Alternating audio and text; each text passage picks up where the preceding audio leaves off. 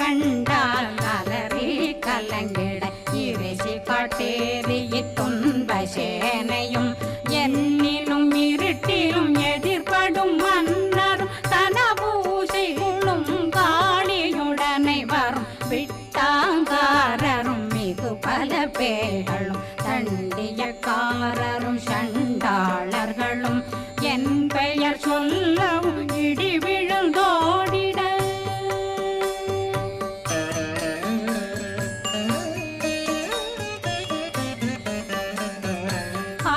ஆணையடியினில் அரும்பாவைகளும்